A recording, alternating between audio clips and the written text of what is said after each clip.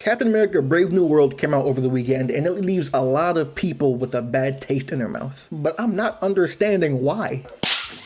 We can all agree that after Endgame, the quality of all of their movies and TV shows especially dipped drastically in quality. And I feel like as the years have gone on, people have become more and more critical of Marvel. It feels like pre-Endgame, people were going to see Marvel movies in hopes of being entertained, in hopes of having a good time. Now it feels like people are going to see a Marvel movie to criticize it. Listen, if y'all went to movies just to have a good time instead of trying to criticize the movie, you'd have a lot more fun. You'd like a lot more movies. And I feel like this lines up perfectly with Captain America Brave New World. Not only do people not like it already because Captain America is black now, cry about it. But I heard multiple reports before going to see the movie that the action was kind of bad. A lot of it was hit or miss, and there was only 1 to 2 good action scenes in the entirety of the movie. One of them being the flight scene, which the flight scenes of Falcon and Captain America fighting and trying to save everyone from going to an all-out war with Japan and America.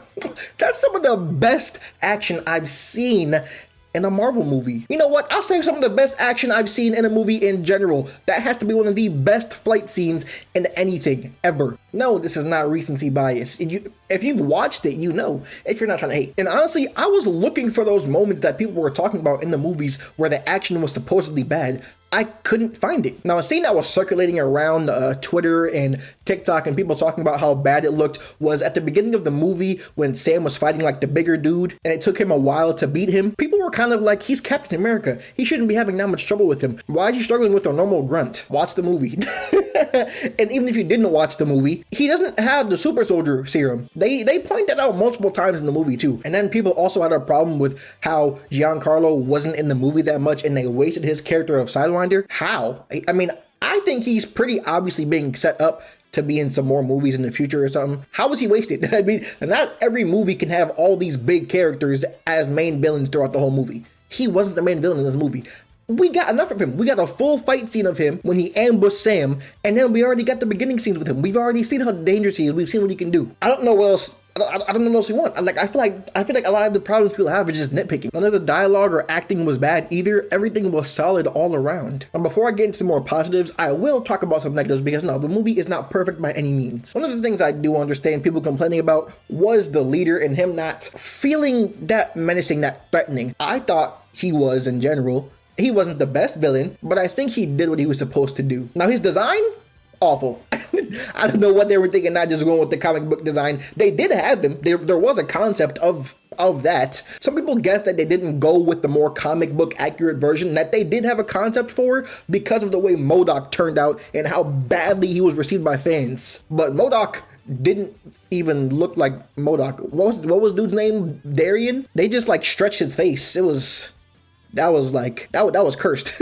Another thing I guess I'd say is the pacing could be better in this movie. I could see people getting bored with the movie if you're one of those people that need like constant action or something constantly going on every 5 minutes or whatever. Because if you're looking for that, or if you're looking for more of the traditional fancy or more flashy combat we get with like Steve Rogers, Captain America, and Civil War and Winter Soldier, you're not really going to get too much of that because obviously Sam can't do the same acrobatic things that Steve could. But like I said, the best scene, it's genuinely one of the best scenes in the entirety of the MCU when they're fighting in the air, Falcon and Captain America. I'm telling you, I'm gonna go back and see the movie just for that scene only, just to see that beautiful scene again. The sauce and finesse that Captain America has in the air is so goated. Another comment people had was that Thunderbolt Ross's Hulk or Red Hulk wasn't in the movie enough. I think he was in it perfectly fine. He was in the movie for about, I'd say 10 minutes, maybe 8 minutes. And for a movie that's not mainly about him, it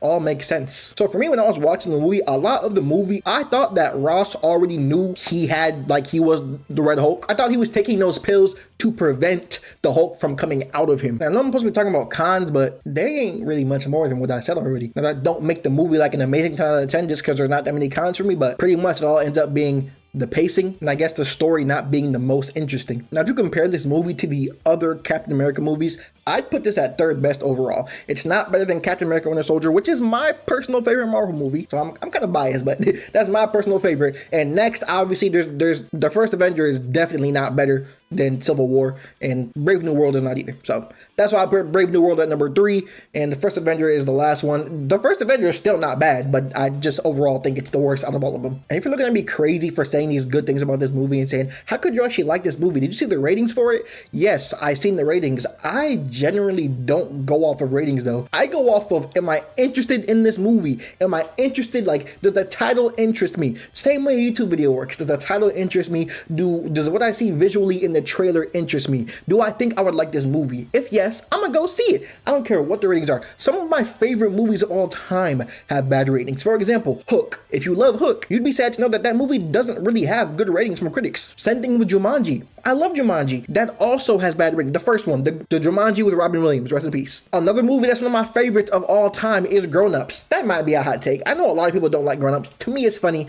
I love that movie. But that movie has like a 10% on Rotten Tomatoes. But I love that movie. So I can't really go off of ratings for myself to determine if I like a movie or not. And I don't think you guys should either. It kills the viewer experience for most people if you're going into a movie already with bad expectations. Now, if you're like me and you can look at the ratings and not go into a movie with your mind swayed one way or the other, go for it. Man, y'all gotta stop putting Sam and Steve Rogers up against each other. They're not enemies. They were friends, best friends even. If Steve's your favorite Captain America, that's okay. I like them both for different reasons though, and they're both important to the MCU for different reasons. But I see why a lot of you would be cautious at first to accept Sam as the new Captain America. If you're not just talking about his skin color, I mean, if you're talking about that, then I don't really see the, I don't understand, but if you're talking about just the qualities, or if you don't think he's strong enough, I understand that reasoning. The movie showed that though his brains and how he deals with situations trumps over the need of the super soldier serum. Now, would it be nice for him to have it? Yeah, it would help him a lot, but I don't think he needs it at all, and I think it's better for his character to not have it. And it differentiates him from Steve and other characters like Bucky even more. And since Captain America doesn't really have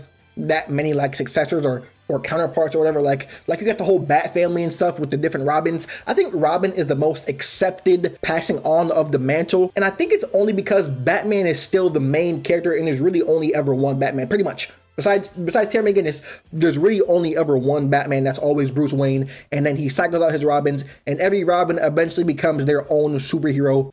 Well, let's say their own version of themselves after they grow out of Robin. But just understand that Sam is not a replacement for Steve. He's not like taking away the shield from him and he's Captain America and Steve Rogers never happened. That's not what we're doing. You see, the world still needs Captain America. He's a symbol of hope, and he also leads the Avengers. And obviously, since Steve came back and is 200 years old, he can't be Captain America anymore. He had to give it up to Sam. It couldn't be Bucky because Bucky is a known Hydra agent. I mean, all the files were shown to the world, so everyone knows. Even though he's better now, he wasn't the best choice. I ain't gonna lie, he wasn't the best choice. Sam had the best ideals and the best qualities to being Captain America.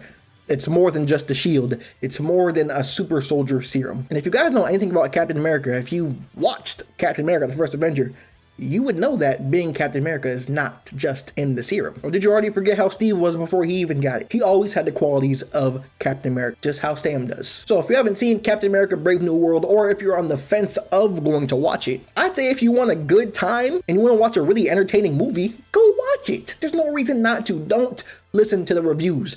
Go into the movie open-minded. Throw away whatever negative things you heard about the movie. I give the movie overall a 7.8 out of 10. That's very good. That's enjoyable. And like I said, that flight scene alone, 12 out of 10. I'm not over exaggerating. Go watch it and see. That's all I got for y'all today. Let me know what you guys thought of Captain America Brave New World. Give it a rating out of 10 and let me know what your favorite moment of the movie was. Do you agree with my rating or am I just chatting? I'm out.